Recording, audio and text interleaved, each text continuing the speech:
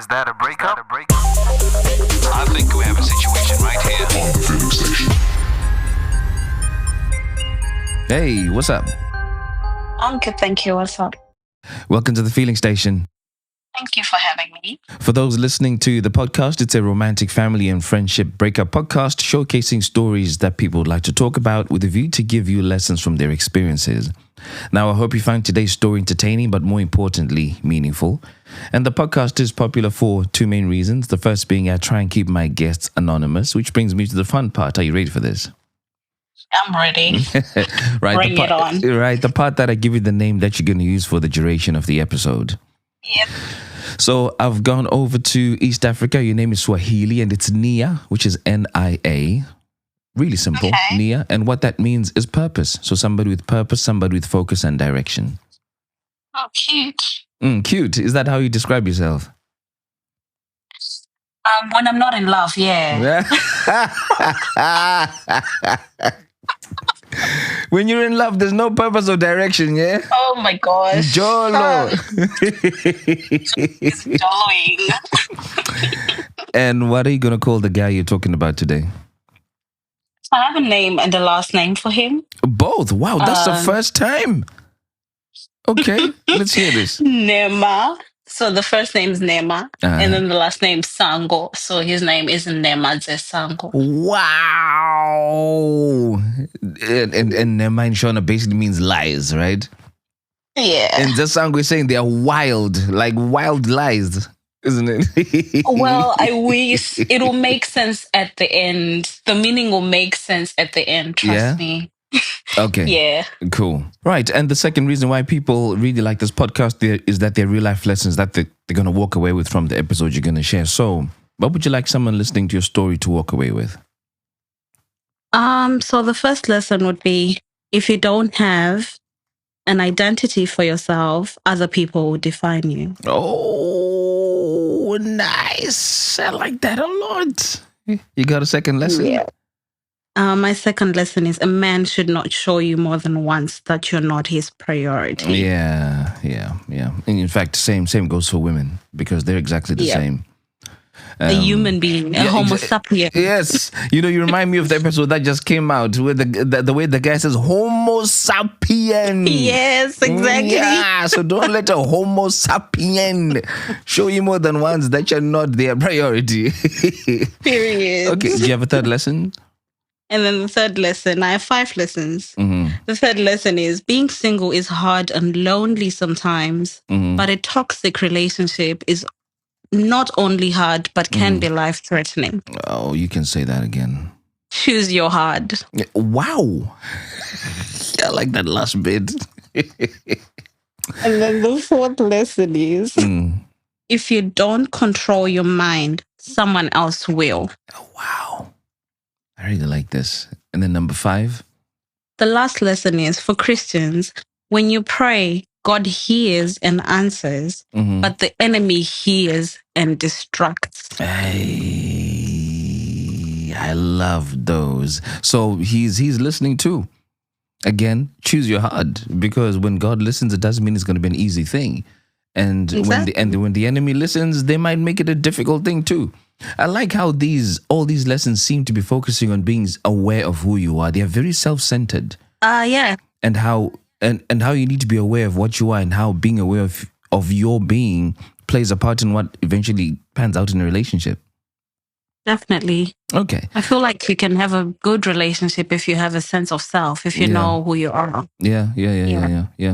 Okay, so let me just play those back. Number 1, if you don't have an identity for yourself, other people will define you. Number 2, a man should not show you more than once that you're not his priority. Number 3, being single is hard and lonely, but a toxic relationship is not only hard, but can be life-threatening. So choose your hard. And then number 4, if you don't control your mind, somebody else will. And last but not least, for Christians specifically, when you pray, God hears and answers, but the enemy also hears and distracts. That's right. Powerful lessons. Right, Nia, let's get into this, man. So where did you meet Nema, and why did you decide this is the guy that I want to give a chance to? Okay, so we're going to have to back it to a previous relationship because, I only can talk about Nema if I talk about the other person. Right. So we'll call this person Matthew. Mm-hmm. So I was dating Matthew. He cheated on me. I feel like that would have been a juicier story. Mhm. But anyways, he cheated on me, caught him cheating, like full blown. I went crazy. Did not break up with him, continued the relationship, but I was plotting, okay? What? Psychopath mood was on. But what does full blown court mean? So I walked in on him having sex with another lady. They were naked on the bed. They were naked on the bed, tin toe. Ah. How did that happen? I keep hearing these stories happening. Thank God it's never happened to me. You better thank God. Yeah, I'm grateful I've not walked in on someone doing that. So it always sounds a bit fictitious. Like, how did it happen that you caught them having sex? Did you come back from work early or?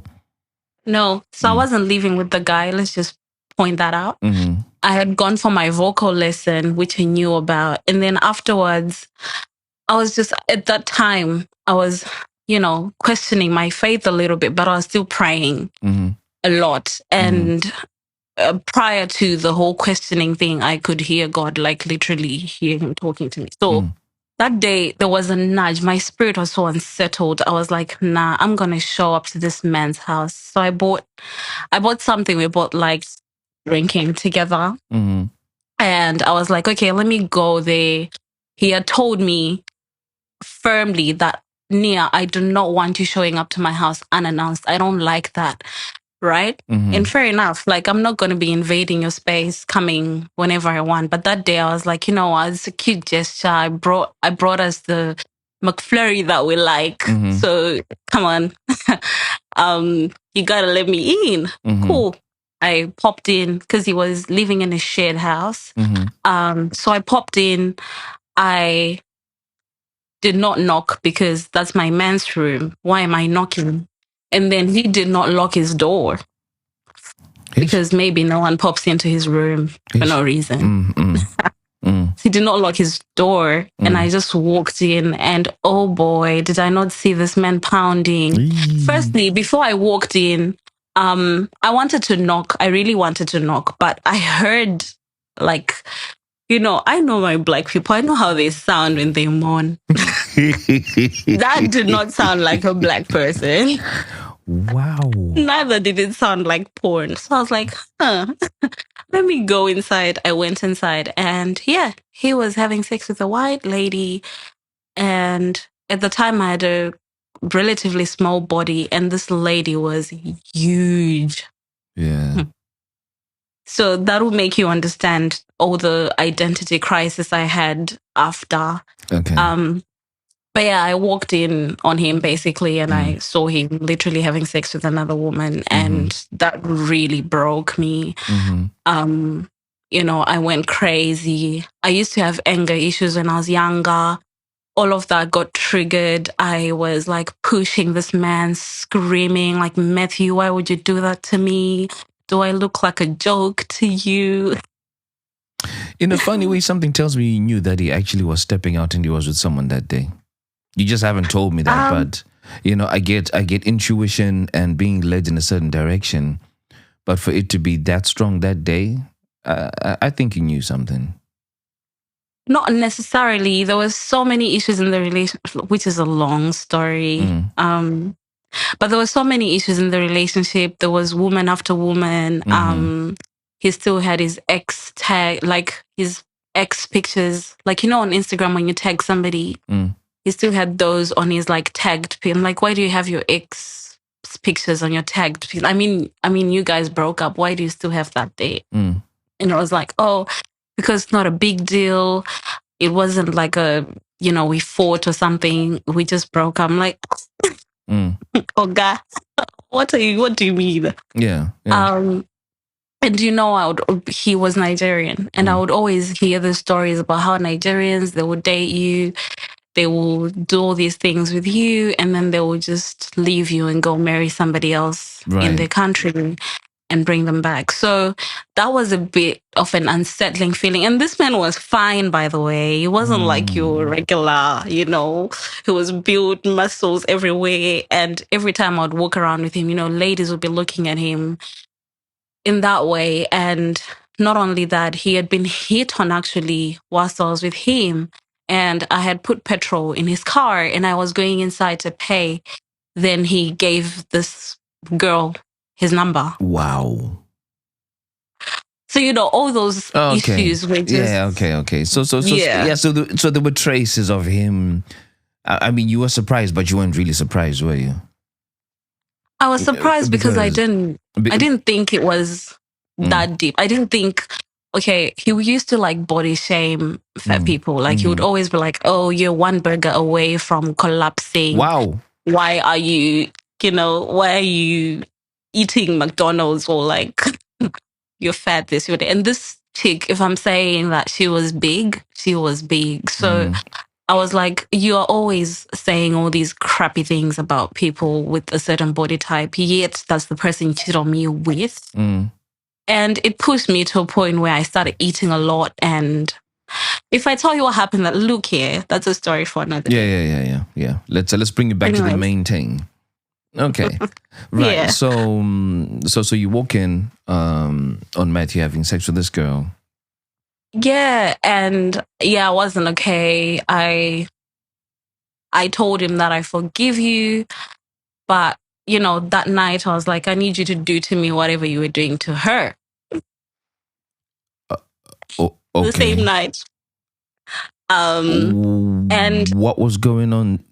What was going on in my head? I actually don't know. I think I just wanted to torture him because that's a bit, you know, unexpected.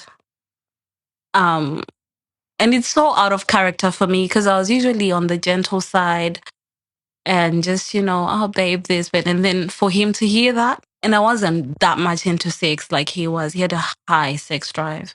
And then there's me, I'm just, you know, sometimes I'm like, but I don't feel good about this because of God, this and that, you know, kind of thing. So he obviously would be stepping out, but then he was not expecting me to say that kind of thing because that's not even me. So what is it that you were after? Because you gave me the impression that whenever you guys would have sex, you'd have gentle, chilled sex. I think I just wanted him to... I wanted him to know that he can do whatever kinky stuff he's looking for elsewhere. He can still do that with me. He just needs to say it out. Okay. All right. You don't sound convinced. Anyways. Well, the thing is, had you tried before? Not really. Why? Because every time I would have sex with him, like at the time, I was fairly new to this sex game, okay? And at the time, I would always, you know, tell him, oh my gosh, I feel horrible. We're both Christians, by the way. I feel so horrible. I did not want to do this. And I would feel so down. I'd be so sad. I can't pray. And I couldn't even lead worship at church. I even stopped going to church because that relationship, we started doing things that even I myself, I'm just like, what the heck were you doing, Nia? You know? Right. Okay. But yeah, I told him, you do exactly what you were doing to that girl. You need to do that to me, and you need to do that with me. Whatever you want to do with other people, like do it with me. What's your problem, you know? But he started playing his game smarter. He would always be with me unless if I have work, then he would plan to be with other people, which I later found out. Anyways, relationship got extremely toxic. And I was like, you're playing this game, two can play, baby. So, you know, my other side came out. I started seeing other people, going on dates, telling him I have work, and I'd go on dates. And then that's how we introduced Nema into the story. Right. So, at the time, I was basically living a double life. I would go to church and be leading worship, all of that. And then Saturday, I'll be in the club enjoying, drunk. So I'd lead worship at church, half drunk, basically hungover sometimes, you know. And yeah, I was just not the best version of myself. And then I saw this man, actually my first time going to that particular church, I saw this man playing drums. I'm like, huh. Now he was playing the keyboard that day. I was like, huh, okay. Yeah, can do better. All right. Didn't think much of it. Went home. And then as I kept going to that church, joined the choir, started singing, the feelings kind of grew. And he was like very calm. Everyone would be screaming and shouting, and he would just be quiet. In the choir meetings, he would be quiet. If something said, he would be quiet. I think it's worth mentioning that he was our pastor's brother as well. Wow. He would be quiet and all of that. So I was like, I like you. You're a bit reserved, but this is me in my head. But I was going crazy at home. I'd go and be like to my cousins, oh my gosh, this guy is driving me crazy, yada, yada, yada. And every time he would play the keys for me, I just felt like I'm in heaven. These church musicians, we were talking about Leave them alone. With my midweek drop team to say, should we really do an episode on church musicians, whether male or female? And it feels like we have a lot to say. So after this episode drops, I think we're definitely going to do a midweek drop on that. They're not good people. Leave them alone. They're not born again. Please. Anyways, yeah. So he started. I feel like men always know the way a woman looks at you. You kind of pick it up. But at the same time, remember, I still have my little boyfriend. At this point, he was now trying to become a better person. You know, Matthew's coming to church with the girl, supporting me. If I'm leading, he would drive. Because remember, I'll be sometimes half drunk because I'd leave the club, come home at like 6 a.m. Well, go to his house, and then he would have to drive me to church. Blah, blah, blah. And he was even the one telling me, Nia, you need to stop this. Like, you can't be doing both. What do you want? And I was like, I really want to get back. You know, I really want to go back to God, but I feel like I've just done too much. And it's because of you. He did not know that the too much I was talking about. He did not know what it was. Oh, my days. The too much was doing too many men. Well, I can't say too many. Yeah, I'm just thinking about that. It's not too many, but the too much in this instance was being with two guys. Pretty much. Well, not two, but look, I wouldn't do them at the same time. I'll just be with him, but I would be exploring my options out there. Okay. Yeah. Anyways, moving on. This man starts sending me songs now. Oh, hey, Nia, I would like you to learn this song. Blah, blah, blah, blah, blah. Pastor would like it. Remember, Pastor is whose brother? His brother. I'm like, oh, okay, no dramas. Cool. So I would learn the songs. I would sing them. And for sure, Pastor would like them. Right. So this fateful day, it was a Monday. I got a call from my pastor. Hey, Nia, would you like to come to my office, please? I need to have a quick chat with you. I'm like, oh, sure. Cool.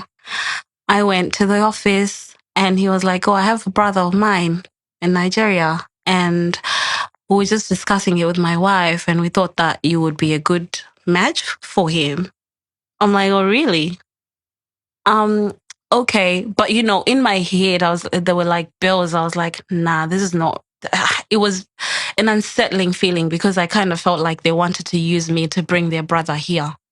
Right. Where I am, in the country that I am. Right. So I just didn't feel okay. But I was just like, okay, yeah. And then I went and stalked the brother. Oh boy, do I not see this fine boy? And you spoke to him where? On like video chat? I didn't speak with him at all. I just stalked him. I knew his name, so I just went on his TikTok. I basically went on the guy that I know, the one who plays the keys. Yes. I went on his TikTok and I found his brother and please, I'm just an FBI, okay? Let's not go there. Wow. Anyways, moving on. Nema invites me and says, "Oh, hey, what are you doing on Friday?" It was a Friday. "What are you doing on Friday? I'd like you to come so that we can rehearse the songs I've been sending you." I had worked into, but I called. I'm a workaholic. I do not cancel work. Even if I'm sick, I'll go and die at work. Wow. But that day I called my manager. I was like, "Hey, I won't be available on Friday." Mm-hmm. This was a Tuesday. "I won't be available on Fridays." Like, why? I say, "Oh, I have other commitments. I have an urgent family matter to attend." Mm-hmm. My manager was like, "Okay," because I hardly ever call in sick or like cancel work at all. In actual fact, I'll pick extra shifts. Mm-hmm. So I was like, she was like, "Okay, sure." And cool. The whole day, I was just imagining how the day is going to go with my Nema. Mm-hmm. And at this point, I did not care about his face or anything like that. I was just like, "Look, this man." And I remember telling my mom, I'm like, my next relationship has to like move mountains. We need to be bulldozing tongues. Remember, I still have my little boyfriend on the side, but I told my mom I'm done with him. Mm-hmm. I'm not with him anymore. Mm-hmm. Cool. So I'm like telling my mom, "Oh, his tongues need to be, bulldozing tongues." This man, when it's speaking tongues on his keys, you hardly ever find musicians praying, but he would pray. Like he would be closing his eyes praying. I'm like, "Yes, sir, that's it. We love it." Mm-hmm. Anyways, so I went to the church on the Friday. He was playing, I was singing. There was no Holy Spirit there. I can tell you that. The tension was there. The tension, whatever tension it was, I can't call it sexual at that point, but there was some, elephant in the room that needed to be addressed. Right. At this point, my boyfriend's calling me like nonstop. I think he was now starting to suspect that I'm retaliating, but he could not make it make sense because that's not me. Mm. Right? So he's like blowing my phone. I just switched off the phone entirely. I was like, "I'll deal with you later. Let me enjoy the moment." Fair and fine. We are playing, yada yada. We finish all of that. The brother, like the pastor, came in, saw us together. He's like, "Hey, daughter, how are you?" Yada. We talk. He goes away. Fine. Afterwards, we just talk like random stuff. "How are you doing? What are you about?" And then we got to know each other a little bit better. And he just said, "Oh, okay, what are you up to tonight?" I said, "Oh, I'm going to go chill with my cousins because ain't no way I'm free the whole day for you. Right. I can't be that accessible." So I just said, "Nah, I have stuff." I did not have anything going on, but I was like, "Nah, no, it's not like that. It's not that easy." Cool. He's like, "Oh, okay, cool. No dramas. I'll see you on Sunday." I'm like, "Yeah, sure." I had a plan with my boyfriend that Sunday because I was not planning to go to church, but I canceled it. And I was like, "I'll go to church." Fine. Went to church on the Sunday, wore my nice clothes, looked good, makeup on, everything good. My boyfriend was like, "You hardly ever look like this. What's happening?" I'm like, "Nah, it's church. You can't be looking good at the club. You don't even look good for God." At this point, I stopped going to the club, by the way. I was now a little bit devoted, a little bit. Anyways, went to church. I was leading praise, did my thing, finished. Afterwards, he gave me a high five. He's like, "Oh, that was really good." I'm like, "Oh, thank you." My man saw that, but he didn't, confront me about it. He just kept quiet. And then he took me out for lunch. This is my boyfriend, Matthew. He took me out for lunch. We went for lunch. And then whilst I was on the lunch date with him, Nema sent me a message that I'm feeling late to take you out for dinner tonight. What are you doing? I said, "I'm not doing nothing. Let's do this." And then he was like, "Okay, I'll come pick you up." Cool. Now I need to find a way to chase Matthew away. So I lied to him that I have a shift. He said, nah, you need to cancel that shift. How much are you getting paid? I'll pay you. This was his behavior. If I need to cancel a shift to spend time with him, he would be like, okay, how much are you getting paid? I'll pay you. And he would pay me. Right. So I'm used to like soft life in the relationship. Every time he would cheat on me, he'd come shower me with gifts. I would be happy. Fine, we move on. Go do your thing.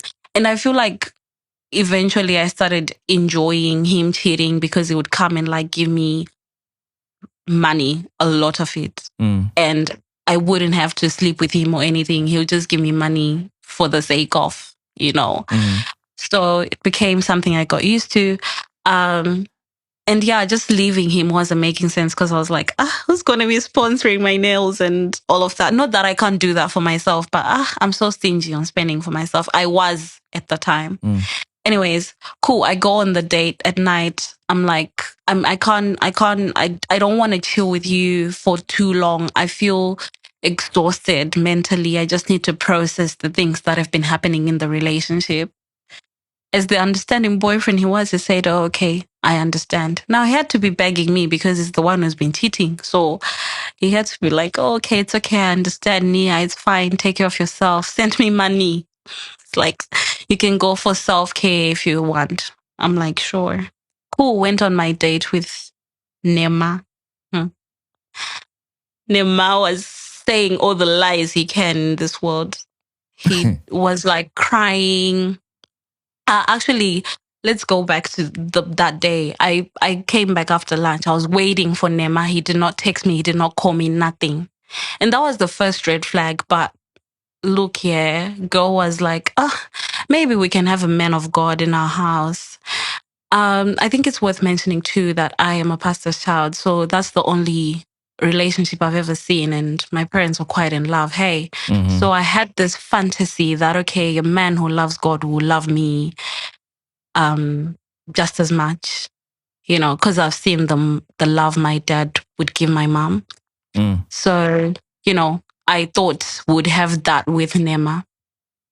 Cool. Later, like at 8 p.m., he messages me. He's like, I'm so sorry. Send me your address, please. I know I'm late, blah, blah, blah, blah, blah. I don't think we'll find any restaurants that you would like. Oh, yeah, we will. I know restaurants. Let's go. I know one that's open. So he came, he picked me up.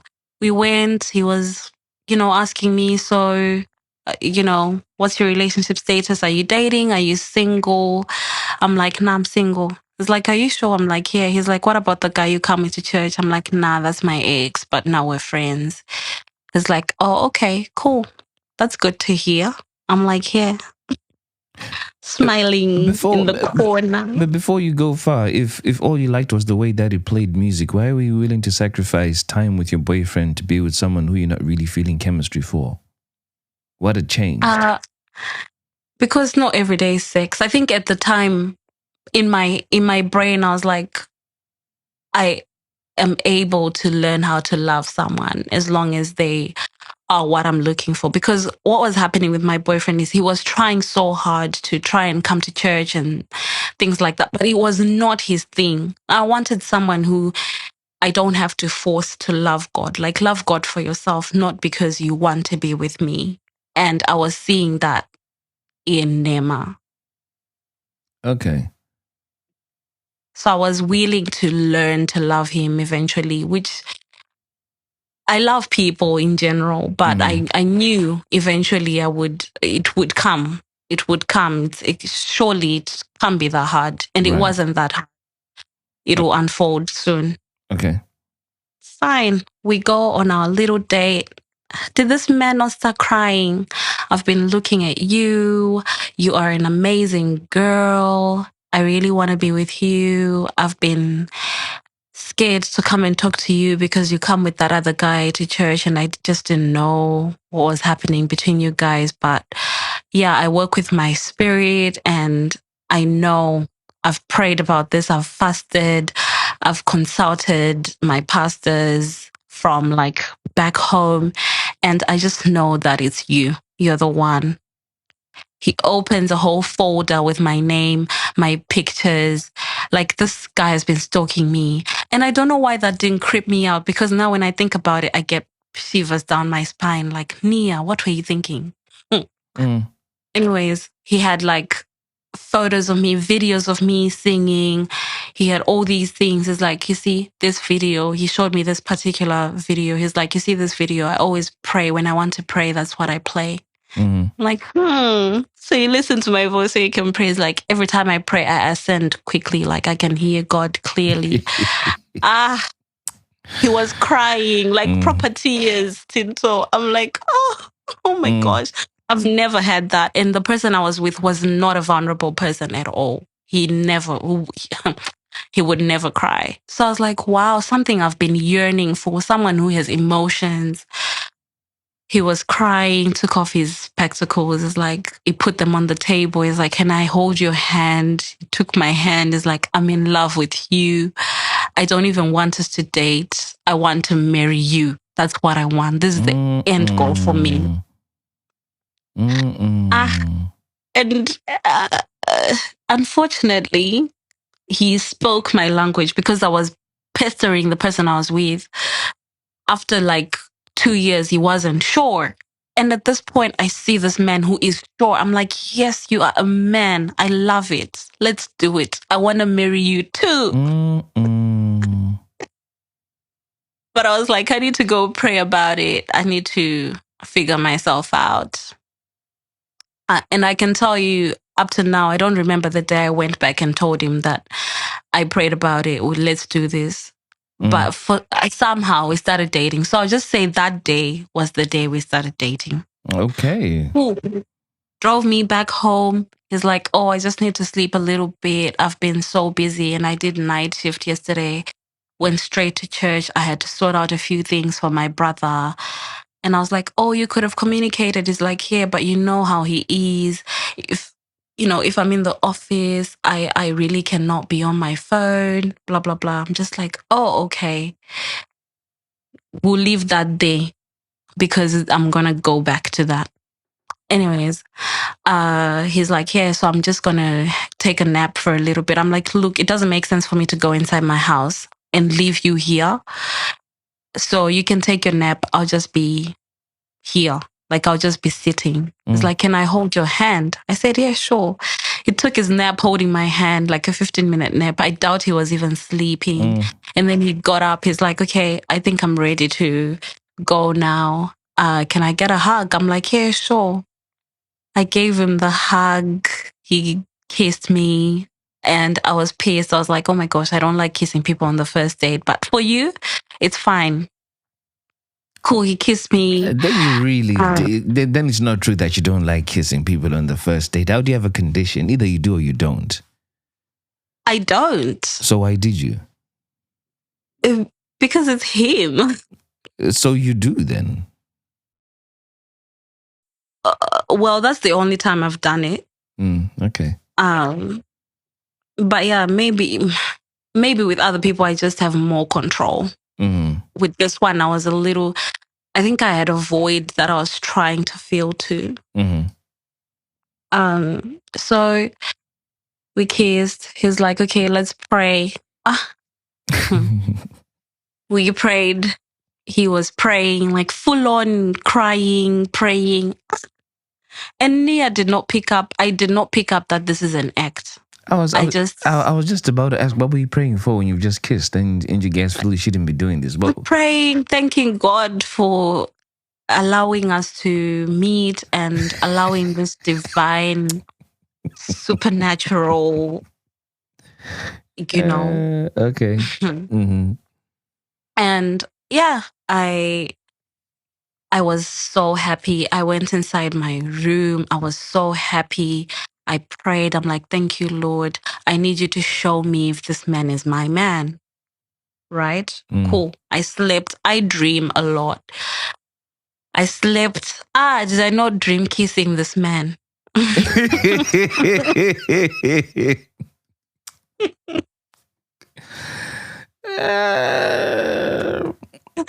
And I woke up. Do After I woke you know, up. I'm only asking because I've once looked up what dreams are, and they say that dreams are a visual manifestation of our fears and expectations.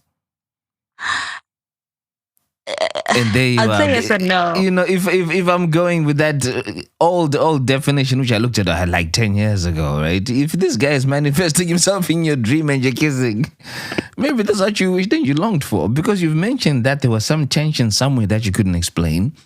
You've kissed someone on the Yeah. first date that you don't normally do, and then here you are busy dreaming about the guy. Sounds to me like And you're having a besides lot of that- internal conflict about things that you want to enjoy, but no, you shouldn't be enjoying. I had already kissed him, so it's probably just me reminiscing on the day, Right. not necessarily having that spiritual. But Yeah. what are you telling me? At this point, the Father has spoken to me and said, "Yes, daughter of Zion, go ahead." Okay. Right. Mm-hmm. So I was just like, you know what? I'm doing this. I got up. Now, I'm a lot of things, but I told myself that I'm a lot of things, but I do not cheat. So let me go back to why I'm saying that every time I'd want to cheat on Matthew, I would break up with him. I would like create something. I think I became toxic. I would create something. I'm like, I'm not feeling too good. You've cheated on me so many times. I don't want this relationship. I'd break up with him, go on my date, come back. If he's willing to apologize, which he would be, we'll talk about it and get back together. Okay. For me to feel better about my, my going out thing, So I was like, since I've already kind of done too much and gotten myself into this relationship, let me go end the other one. Which was a term and condition, by the way, that I was given by Nema. He said, I do not want to see you with that guy. I don't want you guys talking. I don't want nothing. I don't want you two together. If you want to be with me, you be with me. I was like, yeah, fair enough, boss. Let's do it. I went, told him, I said, we had swapped cars. I was using his car. He was using my car because his license was suspended. I don't know if I should be saying this on the podcast. Okay. Anyways, his license was suspended. They don't know me. His license was suspended, and if he drove it, it would show in the system that this car is being driven by someone, is owned by someone with a suspended license, right? So I was the one using his car, so that if I get stopped, at least it's me. My license was fine. So I was using his car. I said, I want my car back. You take your car. I don't want anything to do with you anymore. This relationship has been so draining. I can't do it. I've changed. I don't pray anymore. You've made me start smoking weed, all of these things. I just started putting blames on him, like, you're horrible. I don't want to be with you. You always bribe me with money, yada, yada, yada. Oh, he started crying. He's like, can we talk about things? I've been trying for you. I've been coming to church. I said, you don't love God. You just want to come for the sake of, I don't know, maybe I'm like your trophy wife, someone that you're proud of, to get out there and say, oh, this is my wife because I'm a good person. But you know the people you want to be sleeping with, and those people are not me, right? So yeah, broke up, took my things, and I drove and went away. I did not feel bad. So I had basically moved on whilst I was in the relationship. Cool. Now I'm clean. My laundry is clean. I am starting things with Nema, and I'm going to be a wife. At this point, it told me in 6 months. Fine. Took me on a date. We went out to the mountains, enjoyed ourselves, came back. Now, this day, he was like, oh, I want to take you out to the mountains and we will have a good time. And then maybe I can go home at night. Tell me why at 12 p.m. this man is telling me, oh, so he came to pick me up at like 8 a.m. And, that's a weird time to be going out with your man. Like, allow me to sleep a little bit. But no, he was like, I'll pick you up at 8 a.m. I want to spend the whole day with you. Fine, we're out at the mountains. 12 p.m. is like, I need to go drop you off at work because I need to go drop you off at home because I'm going to work. What had happened between So 8 and 12? We went to the mountains now. We're just chilling. We drove about an hour, got there at around 9, chilled, blah blah, had food, and then at 12, that's when he's telling me I'm eating. He told me, "Oh, by the way, I won't be able to spend the whole day with you as planned. I'll have to go drop you off at home because I have work." I'm like, "You can't call in sick?" He said, "No, I can't. I need to raise money. Remember, I said I want to marry you soon." I said, "Okay, no dramas." I wasn't happy with it, but I was like, it's work, it's fine. Red flag number 2. Anyways, why would you tell me that you're spending the whole day with me and then you just picked a shift? Like, are you okay? Cool. He went to work. He's like, "I'm so sorry." He called me the whole way. He's like, "I'm so sorry. I'll make it up to you." Hold up. I'm still waiting for him. Were you guys having sex? At this point, no. It was a clean, typical Christian relationship. Okay.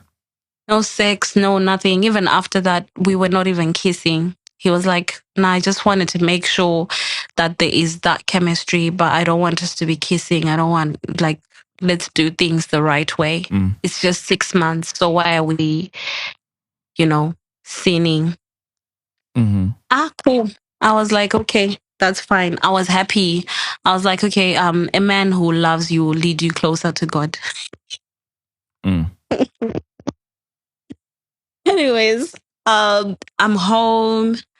I'm just reminiscing. Tinto, at this point, I was in love. I had fallen deep. Head, shoulders, knees, and toes. For someone who was not attracted to this man, it was too much. I was gone. But what made you fall for him? Because that's still not clear. For me, it was the whole idea of, okay, this man is very sure about me. And I told myself that I do not want to be in the position. I wish I could tell you the whole story about my ex. I don't want to be in the position that my ex put me in, where I love him more than he loves me. He's cheating on me. He's doing all these things to me. And I had found someone who loves me more than I love them, because I did not. Initially, I didn't. I grew to love him because of the way he loved me.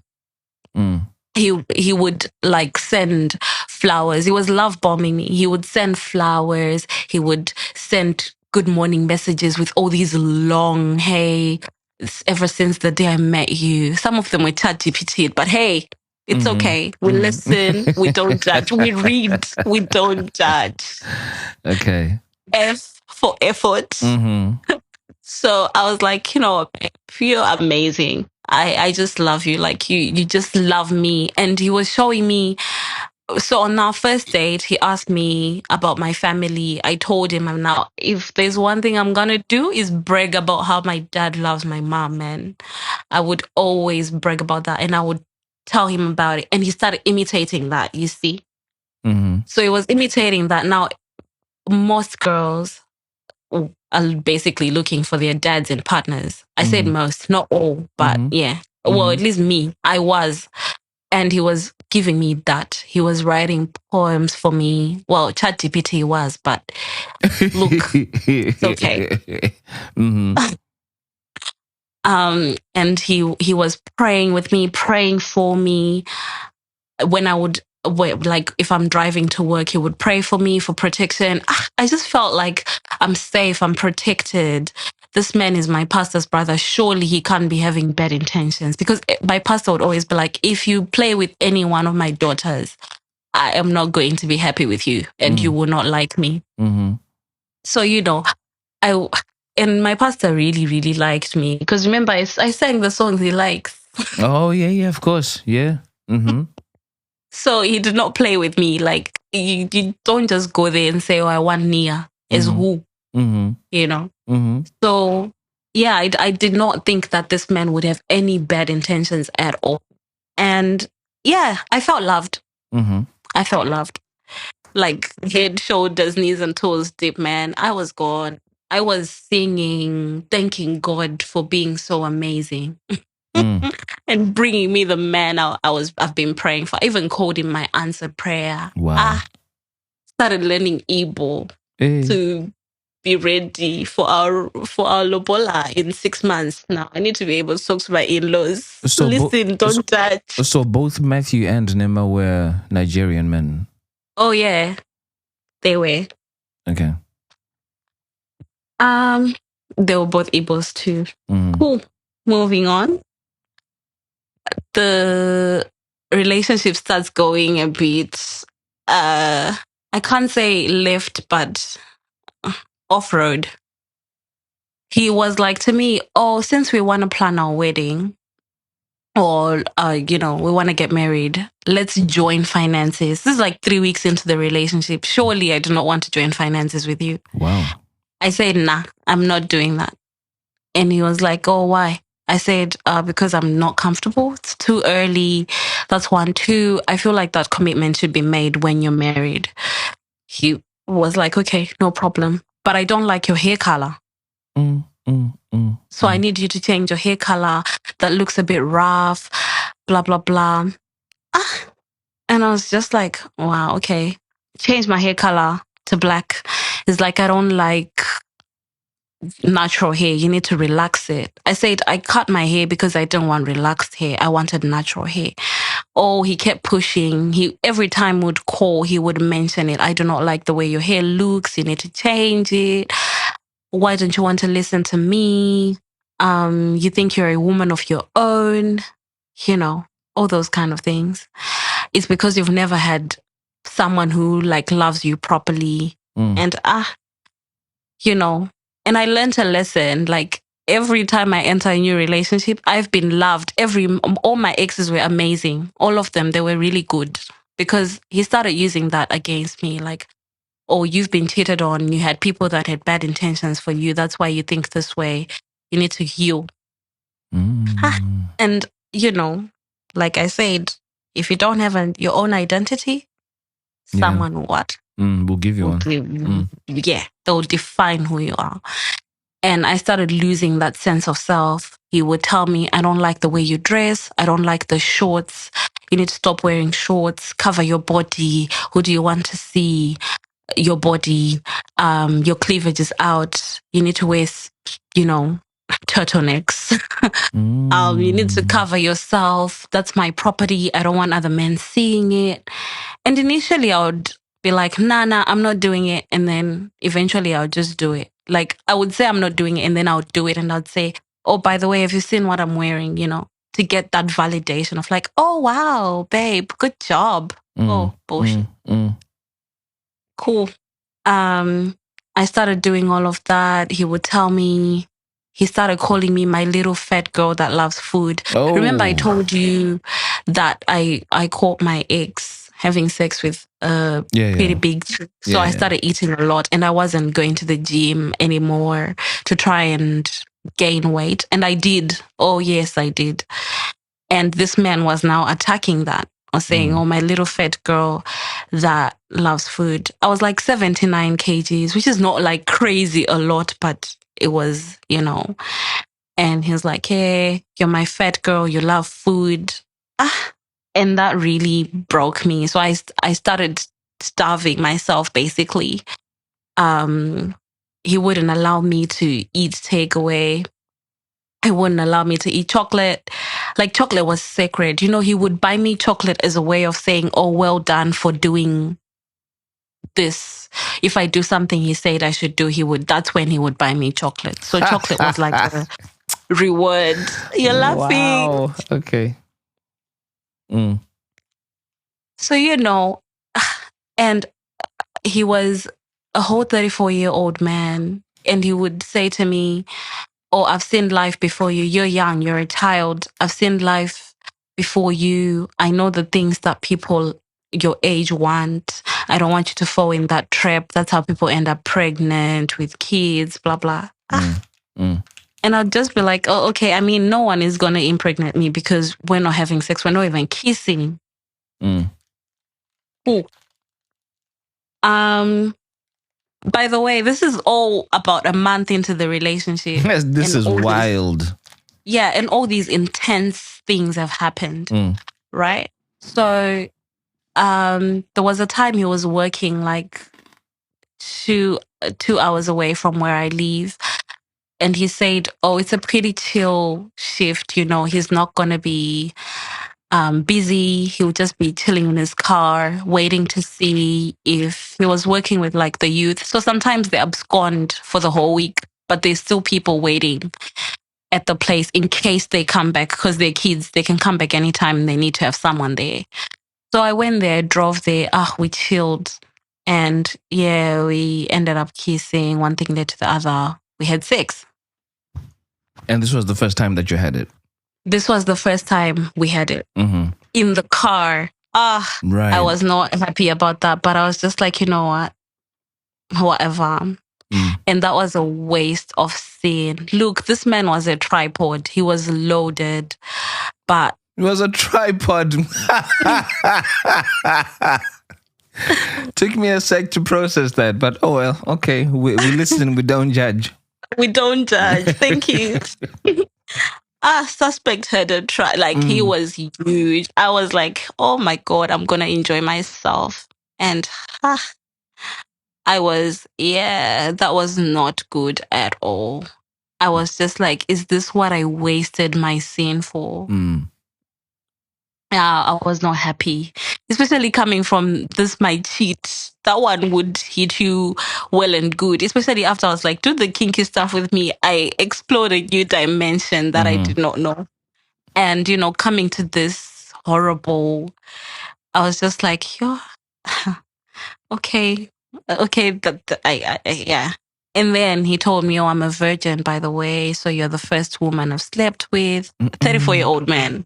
Let's put it out there. It's like, you're the first woman I've slept with. And I said, okay, so how do you feel about it, considering we're trying to be, you know, abstinent? He said, it's fine with me because I know I'm going to marry you. My girl did not process that. I was like, wow, I feel special right now. It's like I've seen beautiful women with amazing butts, but, you know, I chose to give myself to you. You're the first woman I gave myself to. And this was supposed to make me feel what? Important?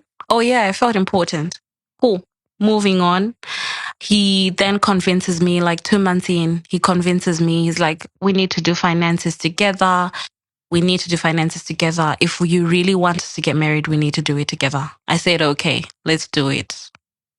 Initially, I said, no. But yeah, as usual, I always came around. I would always come around. I came around. I was like, fine, let's do it. So opened an account. He said, you know, if you don't feel comfortable, just open an account in your name that I also have access to. We will put the money in your account.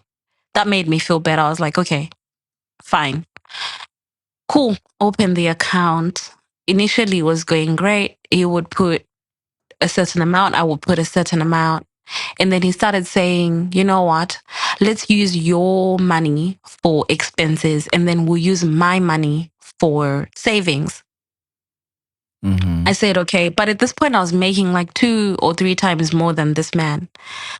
So, it just gave me a little bit of an ick. But I was just like, whatever. Cool. We were doing that. And then he eventually said, nah, let's use your money for savings and then my money for expenses. Right. See the math here? Because mine is more. I'm like, okay. And he has access to this account? He has access to this account. He can see everything that's happening. So I can't even take money out of that account. Fine. Every time I'll get paid, he would be like, hey, you haven't sent money to the account. I'll be like, okay, yeah, I'm going to send. And I remember one time I did not send, kind of intentionally, but I pretended like I forgot. He was just moody. He wasn't talking to me. He wasn't picking my calls. I was like trying to figure out what I did wrong. Well, I kind of knew. I had a feeling that it's because of that, but I was hoping it wasn't because that was wrong, you know? So I then confronted him about it. I'm like, hey, Nema, you've been a little distant. What's happening? It's like, oh, you want to be a woman of your own. We agree on one thing. You do your own thing. I just said, oh, I'm so sorry. I forgot. You should have said, babe, why are you making this a big deal? At this point, I'm sending the money to the, I'm like, look, now be happy. Smile, smile. It's a video call. Smile. It's not that deep, you know? And then he started smiling. He's like, why do you want to do things that will make me angry? I said, wow, I'm sorry. I did not feel great. I was like, I cannot talk to my mom about this because I knew that it was wrong. My gut told me that it was wrong. I did not talk to anyone about it. No one even knew that we were doing finances together. Fine. And then I was like to him, you said you want us to get married, right? This is now 3 months in, where we have 3 months to go to the whole marriage thing. I'm like, you said you want us to get married. You haven't even told Pastor about this. He's like, nah, Pastor is my brother. Don't worry, I'll talk to him. I'm handling the whole issue. Cool. But I started noticing that my pastor's wife had an attitude. She wouldn't talk to me. If I say hi to him, it would be hi, that's it. Prior to this relationship, she would always, you know, be smiling, be happy, all of that. Hey, how are you doing? Ask me how school is going, how work is. But none of that was happening. So I asked Nema, I'm like, hey, what's going on? He said, oh, don't worry, Nia, everything is fine. Don't worry. And then eventually he told me that he was in a kind of relationship with the pastor's wife's sister. Does that make sense? What? We listen, we don't judge. Yeah. Okay. Yeah, apparently in the ladies' culture, it's okay, like for sisters to marry brothers. Okay, right. So I was just like, oh, okay, cultures, the different cultures, fine, that's okay. But it did not feel great because I was like, so why does she hate me? Like, why doesn't she want to talk to me? Because I'm with, you know, the man you thought your sister would get married to. Well, you better chill because I'm here now and I'm here to stay. I'm not going anywhere. So I was like, game on. I started giving her attitude. If she tries to get an order through to me, like, okay, tell Nia to lead this song, I'd lead my own thing. I'll do my own thing. So she noticed that there's a little bit of like passive aggression going on here. But whatever. So we wouldn't even talk. I would talk to the husband. Hi, how are you, Pastor? I'm okay. Okay. I go. Fine. And then I later found out that he actually had talked about it at home, but the wife was like, no. Even though my pastor was like, oh, she's a great girl. She comes from an amazing family. She has a gentle spirit. She's amazing. She loves God. Blah, blah, blah, blah, blah. I had become very devoted now. But I'm not sure if I was devoted to God or I was devoted to my man. But anyways, is what it is. So I was not well mentally. A lot was going on in my brain. I was not comfortable with the bank thing. I was not comfortable with the control thing that was a little subtle, you know, especially early on into the relationship. And the love bombing had stopped. Now he wasn't buying flowers, no gifts, no dates. It's just strict, like we need to save for our wedding, our marriage. My dad told me, my dad was very spiritual. He told me, he was like, nah, this man is not your man. I'm going to pray about it and I will tell God to destroy that relationship. I stood up. I said, Esther, hold up. You married your wife. No one bothered you. Allow me to marry who I want to marry. You don't tell me who to marry, right? You married your own. Let me marry my own. And he was like, okay, fine. But I'm still your father and I still have that right in the spiritual realm to command things to happen. I said, okay, we'll see whose prayers will be answered more. Fine. So this is like end of year. I want to go home to see my dad. I forgot to mention, or I didn't mention that my dad had terminal cancer. So I wanted to go see him because I felt like it would be the last time I'm seeing him alive. Yeah. Even though he was all about the faith of, oh, I'm going to get healed, this and that. But I was like, no. And remember, I'm already doing finances with this man. He told me that, Nia, you are not going anywhere. Where is your faith? Your father will get better. So, I tried. I was like, nah, I want to go home. I'm very close to my family, blah, blah, blah. He was like, no, you can talk to your family over the phone. Why do you want to go home? I just said, okay, it's okay. So he was like, he also mentioned that this is early on into the relationship. Why do you want to be traveling? Fine. I just said, you know what? You're making sense. So continued the relationship. Everything is kind of okay in the relationship, but I'm having a battle in my mind of this is not right. I don't want to be doing this. I don't want to be sharing finances. I don't want to share my money with this man. And he wouldn't allow me to even buy even underwear, Tinto. I was not allowed to buy nothing. The expenses would be, because it's his card, I would get paid and still pay my rent. But with his card, I was only allowed to, I don't even know what I was using his money for because he wouldn't allow me to buy anything. So maybe just my phone bill, like data, things like that. But no clothes, no new clothes, no nothing. And fuel. No, even with groceries, I would have to ask him if I'm allowed to get whatever I'm getting. So if I go to the shops, he would say, you video call me. If I get oats, he'll be like, let's see. He'll say, those oats are cheaper, so get those. Wow. And it was like that. I just got used to it. I would say, okay, with groceries, you do groceries for me, and then you bring them to my house. My cousins are like, wow, this man is amazing. He's bringing groceries for you, not knowing the setup, and I didn't want to say it. So I just went on with it. I was very unhappy. I stopped wearing makeup, stopped dressing nice. I would just wear all these marokwe that it would make me wear. Marokwe is like long ass dresses, like Tigambipurores kind of dressing. That's not my type of dressing. I wasn't eating properly because I need to lose weight. I don't want to be a little fat girl that loves food. So I wasn't eating properly. I was very insecure. And I was not okay. And then I'm moving on. My father passed. So I had to travel back home to go for the burial. He said, nah, we don't have money for that.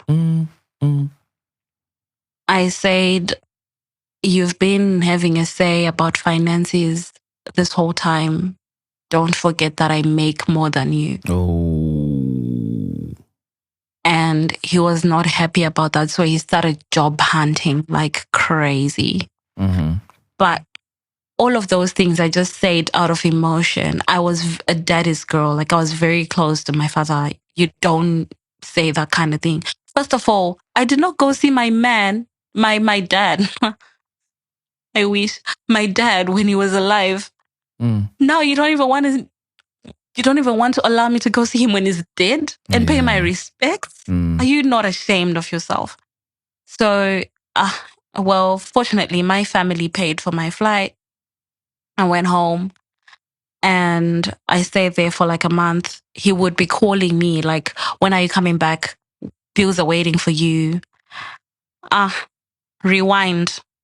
I was living with my cousins. He said to me, your cousins are bad influence. They are influencing you to have this big head. That's why you don't listen. Move out. I said, I don't want to move out because I know if I move out, you're going to move in with me. He said he won't move in with me, but he would do sleepovers sometimes. I said, okay, fine. I moved out. Tinto, I didn't even say goodbye properly to my cousins because I was just ashamed of what I was doing. So can I just ask about that? You have a lot of things that are happening to you and you don't like, but you're allowing. Why was that the case? I think I just didn't want to be alone. Like I said, being single, is hard and lonely. But I was choosing the hard that's painful because at least, you know, I had a good 20 minutes. But a good 20 minutes in a relationship is not a good relationship. But I was fine with the good 20 minutes because at least I have the good 20 minutes. And I really needed support with the whole my father being sick thing. And he was kind of supportive, like prayer wise. He would pray with me, make me feel better. And yeah, I can't even say I was stigmatized because that sex was not good and it never became good. Ish. So yeah, I think I just didn't want to be alone. Okay. And it's been like that because I noticed when I was healing and going for therapy that I would relationship hop. Like I would be ending this one in the morning and starting another one at night. So yeah, I went home. I am mourning and all of that. He has an accident with my car. He took my car, did not ask me for it, had an accident with my car. And, I just didn't want to be worried about that. So I just said, I'm not going to think about it. Then when I came back here, he had bought another car. Now, my car, it wasn't like an amazing 2024 model, Tesla Model Y or whatever, but it was very functional. I never had to stop on the road and be worried about, my fuel is leaking but this crappy thing that he got for me, it wouldn't even engage in the reverse gear. Wow. So, I felt like I was in Africa. I had to crank it and like put it in neutral and then put it back in reverse for it to engage. Sometimes it would take 5 takes for it to engage. Wow. If I hop on the highway, it would be shaking like it's having an orgasm. Like, oh God. I have to drive long distances a lot. Why would you get me this thing? But before I knew that this car had issues, I was so happy. I was like, wow, this man is a man. But when he had this accident, he was like, whatever you and your family are planning there in Zimbabwe, just know that it will not work. I'm like, you can't be saying my family, touches them things. If anyone touches them things, it's you people. Yeah. But, I let it slide. I told my mom about it. She wasn't happy. But you were just like, you know what? My mom just said, you know what? Let's pray for him. He's going through a lot. Let's just pray and thank God that he's alive and pray that he doesn't have any internal injuries or what. I, poor thing, wasting prayers on this man. Cool. So I then confronted him about it. I'm like, I'm not happy with what you said. But he stood on business. He was like, I meant what I said. I don't regret what I said. I said, do you realize you're saying the family you're marrying into? By the way, this is already past the 6 months, the marriage 6 months thing. Yeah. Do you realize that you're calling the family you're marrying into witches and wizards or whatever? But, I just decided to let it slide because we were not going nowhere. We were not going anywhere. Fine, I've moved out. I'm now living alone. He would be at my house every now and then. It felt like another honeymoon stage. It felt like newlyweds kind of thing. I'm going home. I see him there. He has cleaned. He has cooked. Wow, so amazing. And I was back to being happy again. The finances, I'm like, you know what? Maybe it's not so bad. We've saved a lot. So it's not so bad.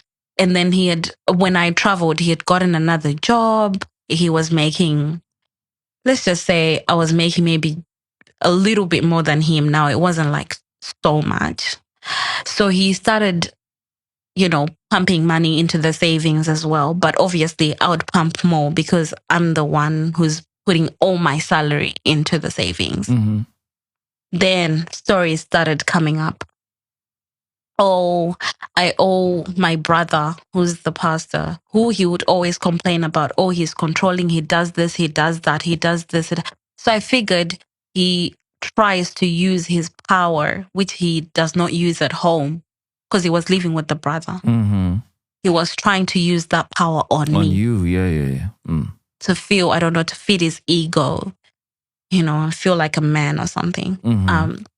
So he would always complain about the brother. He's like, I owe him this money, and he's calling me now. He would call him and be speaking in Igbo, so I could not understand what they were talking about. Mm-hmm. Maybe they were talking about happy things. You know how people say Shona sounds violent?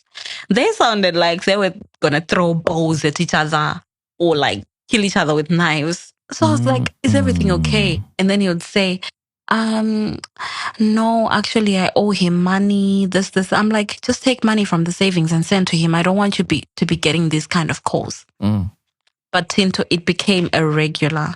Oh, I owe my brother this much. I need to send him. Don't get me wrong. He would send me proof that he's sending to the brother. But okay, we'll get to that later. So he was sending the money to his brother, but I had questions. I'm like, why do you owe him that much? We were talking like 15,000, 20,000, 10,000, 5,000, and it's a lot. In US dollars, we're talking like 18,000, those big figures. Like every time there's a chunk of money that's being sent to the brother, it's a huge sum.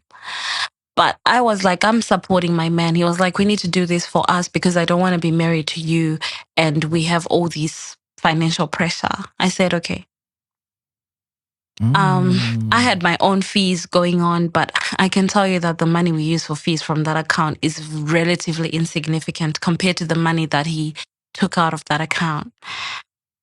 So I was just not comfortable with that anymore. And I made a friend at work. Let's call him Christian. So, I was now starting to discuss all these things with Chris because Chris is also Igbo and Nigerian. So I'm like, hey, this is what's happening. Is that normal? He's like, no. I'm like, is this normal? He's like, no. I'm like, is this normal? He's like, no. Cool. I recorded one of the calls that they were having where he said, oh, they were talking about money and stuff. I made Chris listen to this. I said, these people are not talking about money. They're talking about family issues that have absolutely nothing to do with money. I said, oh, really? Okay, cool. And he had stopped putting money into the savings. I was the only one putting money into the savings. At the same time, I was not allowed to buy even anything from his account. Right? So every time we'd do groceries, we'd go together. Because remember, he's like basically, let's just say he was living with me because there's no sleepover like that. He was living with me. Yeah. Would go buy groceries together, do things together, do that together. If I do anything outside of the agreed, he would shout and he would scream and he would push me. I remember one time I was like, why do you want to control me so much? Stop controlling me and manipulating me and gaslighting me, because that's what you're doing. Every time I come up with an issue that like, you need to fix this, you need to fix that. You don't want to do that. You just say, oh, you think you're a woman of your own. He would say that all the time. You think you're your own woman. That's your problem. You want to be independent. Choose what you want to do. Do you want to get married to me or not? And, it was very manipulative. And then one time, he was like, you have a big mouth. He hit my mouth. Now it's not only emotional, but it was becoming physical as well. And there were more instances where that happened, to a point where, so one thing with me, you don't do such and I won't hit back, because I used to have anger issues, and if you try to trigger that will come back and you won't like it. So I started I remember one time we had an issue about this girl from church where he was entertaining this girl and stuff like that, and he was like, it's not like you love me anyways. I said, what? I've sacrificed me for you. I don't even do my hobbies anymore. I don't go vocal coaching anymore. I don't do nothing because you're always like money this, money that. I did not go see my own father whilst he was sick because you told me that we did not have money. And I sacrificed that important part of my life for you. And you tell me I don't love you. Oh, I got pissed and I pushed him. And it was just messy. And then he was now pushing me back. He was holding my hand, pushing me. And yeah, it was just really, really intense. So I did not leave. I did not leave. I loved my man. He was very, he would break up with me. If I say something he doesn't like, he'd be like, nah, I'm done. I'm out. I remember one time he peed and he left some droplets on the toilet seat. So I sent him photos. I'm like, you think I'll be joking when I tell you that you leave droplets on the toilet seat? This is an example because you always say, nah, it's not me. I didn't do it. This is an example. Imagine, He got angry. imagine having to show a grown man that you've just done away. Well, that was horrible, but I mean... Okay, yeah. And he said to me, oh, I'm not happy about that. That's disrespectful. You're toying on my ego. Why would you send me a picture of my own pee? Blah, blah, blah. I don't even know if it's mine or if it's yours. I'm like, why would I pee on the toilet seat and be sending pictures to you just to prove I'm not that childish? He's like, did you see that I cooked for you? You didn't even say thank you, babe, for cooking for me. I said, I did not see that because I'm coming from night shift. I slept. The moment I woke up, I needed to do a wee. And I saw these droplets, and that icks me. And he got angry. He's like, I'm breaking up with you. I can't do this anymore. I was heartbroken, Tinto. I wanted to die. So I drove 2 hours away where he was working just to apologize. All the nurses and what were like, Anna, we can't let you in. I said, please, it's my husband. We have an urgent issue at home. Our daughter is unwell. And he's not picky. It's a lie. We have no daughter. He's not my husband. They were like, oh, okay, we're so sorry. Okay, it's fine. He came out. He's like, what's up? I said, I'm sorry. Please forgive me. I'm crying. He hugged me. He's like, it's okay. He started crying too. He's like, it's okay. Don't worry. It's fine. I love you. Blah, blah. I'm like, oh, thank you, Jesus.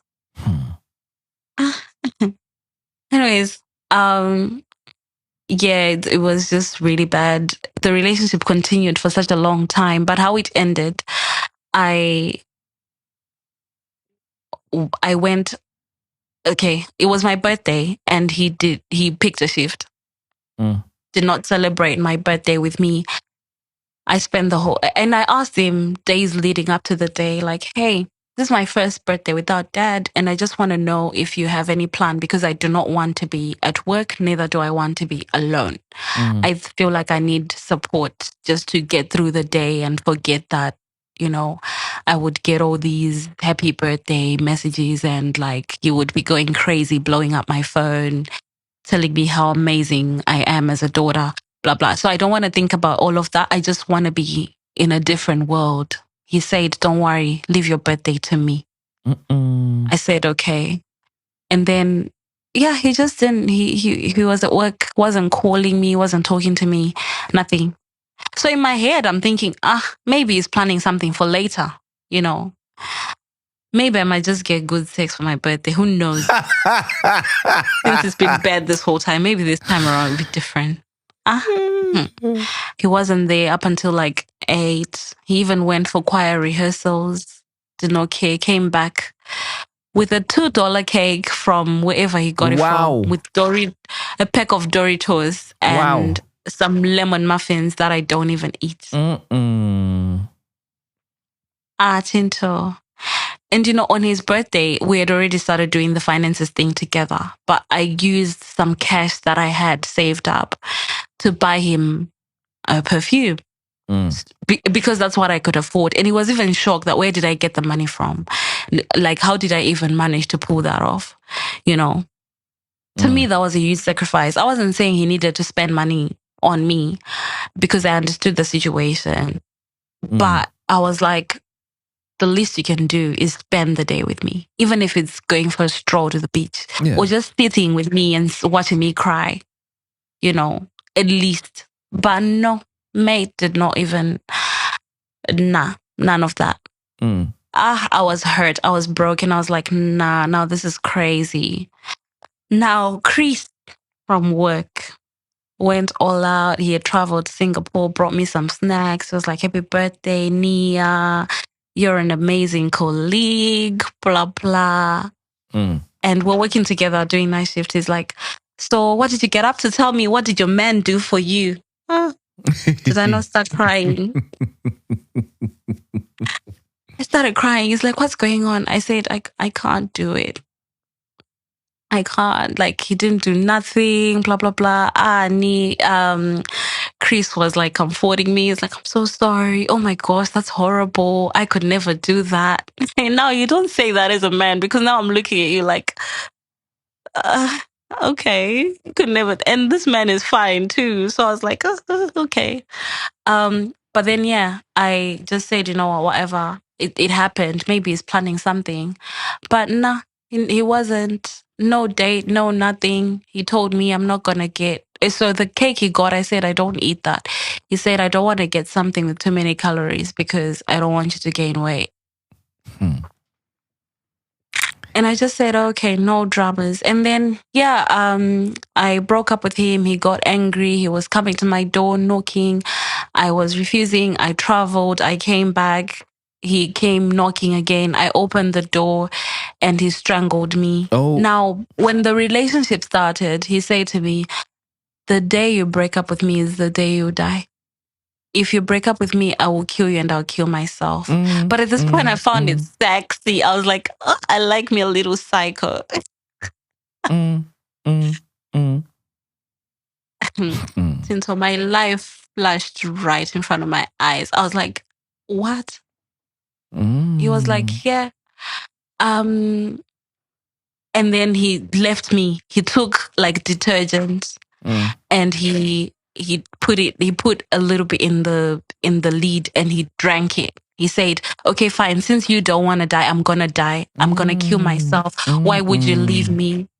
Bro, and I called 000 like to get help. And then he was like, no, I'm fine. He took my phone away from me and ended the call. He said, why are you so dramatic? I didn't even drink that much for you to be calling. No, I didn't call 000. I called Healthline Poison. So it's like a thingy that you call when you take poison, basically, which is any chemical or whatever, or pills that you're not meant to take. And then, it just went crazy. Fast forward, he came back again, and this time he strangled me, pushed me to the bed. He's like, why would you leave me? Why would you break up with me? You took away my virginity, blah, blah, blah. I forgot to mention that he was in the Navy back in Nigeria. And his English was a bit, So I just said, if you want to strangle me, at least strangle me and speak good English. Wow. Oh, that made him angry. He was pissed off. And I was like, yeah, at least in my head, I was like, if I'm dying, let me throw one jab. That would just defeat him completely. And I'll die. It's a lose-lose situation here. So yeah, he was like strangling me. He's like beating me. And I'm trying to fight for my life. I'm like taking his hands away. I'm screaming out for help. And then he just left me. I managed to grab my phone and call 000. Before it went through, he just left me. And I said, can you get out of my house? He did not want to leave. I got out. I called Chris.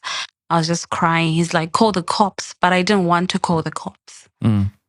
So I didn't. I just changed my locks and got a camera outside my house. And yeah, I skipped a whole lot of things because of time, but yeah, that's pretty much how it ended. Afterwards, he then like started stalking me, doing all these crazy things. Later found out he was even cheating on me. And recently, my cousins were like, I feel like that man is gay. And we went through my Google photos and we saw, there were videos that I took where he was trying on my dress and my bras. And when he was doing it, I thought it was a joke. Yeah. But it did not happen once. It did not happen twice. Mm. It happened 3 or 4 times. Mm-mm. And every time he'd be posing, he'd be pouting. So then I was like, so were you like, maybe some of these people abuse us because they just love men. Mm. But it's basically a stockvela. This thing's still going on. The one thing that I at least appreciate out of that is that you didn't come out of it harmed, because the way that it was going, there was quite a bit of harm that was going to come your way. Yeah. If I didn't put a camera outside because he has attempted like coming to my house, but because he always sees the camera there, he can't do much because I have evidence, Yeah. Yo, just to play those lessons back. Nia, number one, if you don't have an identity for yourself, other people will define you. That is true. But I also need to add to that, because there was a lot of allowing that to happen. And it's not easy. It doesn't come naturally for some people just to say, I say no to this. So I hope this is an ongoing lesson, at least that for you can use to, if you haven't already, start putting the brakes when people are beginning to take advantage of that, because it normally happens to nice people. Yeah. People who've got a nice side and they don't really want to deal with confrontation end up just saying yes to a lot of things that even their gut is telling them no to. So yes, totally agree with that. Number 2, a man should not show you more than once that you're not his priority. Well, this guy had clear priorities to do. He was after your money. Yeah, he was. And he got it. Do you know, 3 days before we broke up, he had forked out the last 9,000 that was in that account. Jesus. Yep. You're never getting that back, Sha. Ish. Yeah. I'm sorry, okay. man. Sorry. And then number 3, being single is hard and lonely, but a toxic relationship is not only hard, but can be life-threatening. Choose your hard. This is what I was saying right at the beginning, that I'm grateful that nothing worse didn't happen to you. There's a lot that happened, but at least you're here to tell the story. And then to have somebody threaten suicide with you is some next level manipulation. And emotional abuse. Choose your hard, I guess in this instance, choosing being lonely and being single, would be better than a toxic relationship. Number 4, if you don't control your mind, somebody else will. I think this is very well related to the first lesson. And last but not least, for Christians, when you pray, God hears and answers, but the enemy also hears and distracts. Nia, thank you for your story. You guys have been listening to another episode of The Phoenix Station. I'm your host, Tinto. And I will catch you in next weekend's episode. Peace. Tell me what you're feeling. Tell me what you're feeling. Sati's andaro raini and chagezai. Tell me what you're feeling. Now that it's over. Sati's andaro raini and chagezai. Let me talk about my feelings. Let me talk about my feelings, yeah. Urudoi motoru no to kujidziro amai. Kujidziro amai. Love is a fire. Urudoi motoru no to kujidziro amai.